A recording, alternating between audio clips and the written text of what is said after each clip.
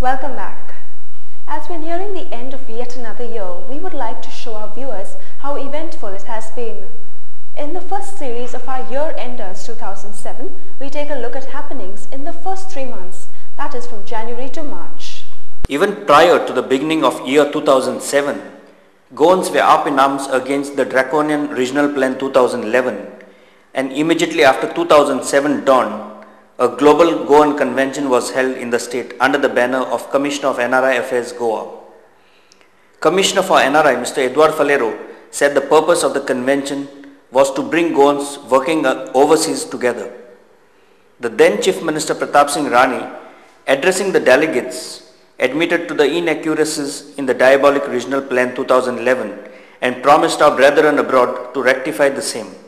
It seemed that was exactly what the Goan diaspora in other countries were waiting for, as immediately thereafter they questioned the elected representatives of their role, whether they were trying to save Goa or destroy it, and bombarded Dr. Wilfred D'Souza, the then Deputy Chief Minister, who opened the Pandora's box by disclosing that the plan did not have the cabinet sanction.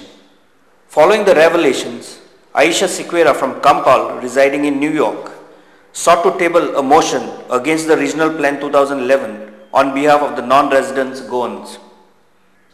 However, Commissioner of NRI Eduardo Falero did not allow the motion to be tabled. This triggered a protest, and incensed with Mr. Falero's retort that they were free to walk out, some non-resident Goans walked out of the interactive session. Following pressures from all quarters, the main architect of Regional Plan 2011, the then Town and Country Planning Minister Babush Montserrat, resigned from the cabinet. However, Goans led by Goa Bachao Abhiyan, who saw through the designs of the government, retorted by saying that they were not interested in resignations, but their demand of scrapping of the regional plan and nothing else. And as NRIs continued their demand of scrapping of the Regional Plan 2011, NRI Commissioner Eduardo Falero was at the receiving end. He did the inevitable. He tried to contain the NRI's persistent demand in the conference hall of the Secretariat by barring journalists from attending it, thereby scarring the very foundation of our constitution, which is based on democracy. It is on this day too that the cabinet decided to review the sinister Regional Plan 2011 and again brought Regional Plan 2001 into force. The fallout of Regional Plan 2011, some of the land conversion on hills and low-lying areas permitted under the plan came under scanner. GBA activists summoned additional collector Swapnil Naik to stop all construction activity on Shriram Hill near Jesus of Nazareth Chapel. During the first week of January, 5 youngsters from Kerala made a daring attempt to rescue their gang leader Anil Jacob, cooling his heels in police custody. However, the police foiled the attempts and nabbed all the 5 members of the gang, but not before 2 of the constables sustained injuries in the attack by gangsters. In the second week of January 2007, Manohar alias Babu Asgaonkar felt the need of being a minister, irrespective of the fact which party is in power. Hence, he dumped the BJP by resigning from the party and getting himself inducted into the cabinet.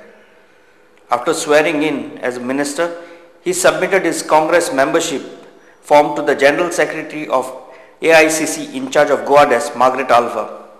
Babu had deserted the Congress in the year 2002 only to join the BJP when it was in power. His induction in the cabinet was also an indication that Babush Montserrat's resignation was accepted. It was also a week when one of the veteran businessmen of Goa, chairman of House of Kakulo, Mohan Sinai Kakulo, breathed his last. Late Mohan Sri Dwara Sinai Kakulo was instrumental in bringing Escort Automobile Agency, JCB Earth Movers, Kakulo Ford and Kakulo Honda to Goa. Mid-Jan saw Portuguese President Anibal Silva come a-calling and was conferred the title of Doctor Honoris Causa by Goa University. He stressed on the need to develop economic ties between India and Portugal. The Chambers of Commerce of Goa and Portugal also signed protocols of cooperation. As momentum, Goa Chambers of Commerce and Industry President Nitin Kunkulekar presented a bottle of Goan Feni to the Portuguese president. 40 years after the historical opinion poll, Goans thought it fit to install life-size statue of the leader of the movement, late Dr. Jack Sequeira, that saved Goa from being merged with Maharashtra. But it was the people of this state and not the government that took the initiative to respect this great personality. Dr. Sequeira's greatest contribution to this tiny land was his success in convincing the powers that be in the national capital to hold a plebiscite in Goa to decide whether it should be merged with neighboring Maharashtra or remain as an union territory. The historical opinion poll was held on January 16, 1967, where the people decided against the merger. On 18 January, exactly a month after a massive rally at Azad Maidan demanding scrapping of Regional Plan 2011, people's power prevailed and the government, bowing to the pressures from the masses, decided to denotify the Regional Plan 2011. It was on this day too, and in the history of Goa, Supreme Court upheld the decision of the Goa bench of Bombay High Court, disqualifying former president of BJP state unit and Vasco MLA Rajendra Allekar and Sioli BJP MLA Dayanand Mandrekar for holding office of profit while contesting the last assembly elections. Nationalist Congress Party had filed the cases against the duo immediately after 2002 assembly elections. Though the decisions came few months before assembly elections, opposition leader Manohar Parrikar, while terming the decision as injustice, had said that it would not affect the party prospects during forthcoming elections. Ironically though, Rajan Allekar was defeated by the same candidate, Jose Philip D'Souza. And while the Chief Minister Pratap Singh Rane announced setting up of special economic zones in Goa on the Liberation Day, Industries Minister Luizino Falero assured the House that 80% of Goans would be employed in these zones, failing which he said his department would cancel all licenses and permits granted to these units.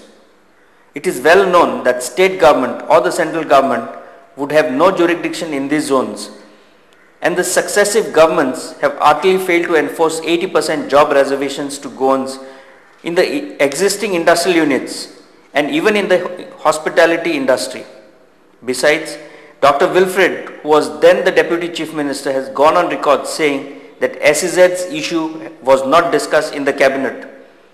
If so, how come the industries ministers could make a statement in the House to that effect? We'll continue with our year-enders after a small break. Stay with us.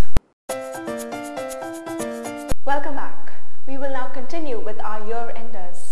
In the month of February this year, Corporation of City of Panjim locked horns with Goa Tourism Development Corporation for organizing of the traditional carnival floats. The then Tourism Minister Dr. Wilfred D'Souza's decision to appoint the Goa Tourism Development Corporation as the nodal agency to organize carnival floats in 4 towns of Goa met with stiff resistance from the corporation. CCP Mayor Tony Rodrigues, seething with anger, threatened not to issue permissions required by the GTDC from the corporation, but after huffing and puffing he relented and Dr. Wilfred D'Souza had his way.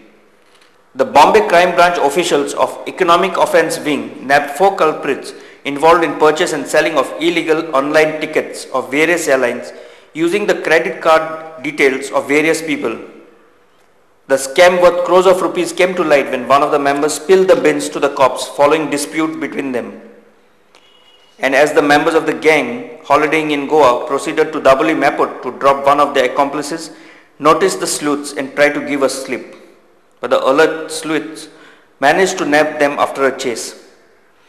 And in what could be termed as the biggest drug haul in Goa, officials of Narcotics Control Bureau arrested 2 persons from Rajasthan and recovered 15 kgs of pure heroin estimated to be worth around rupees 15 crore in the international market.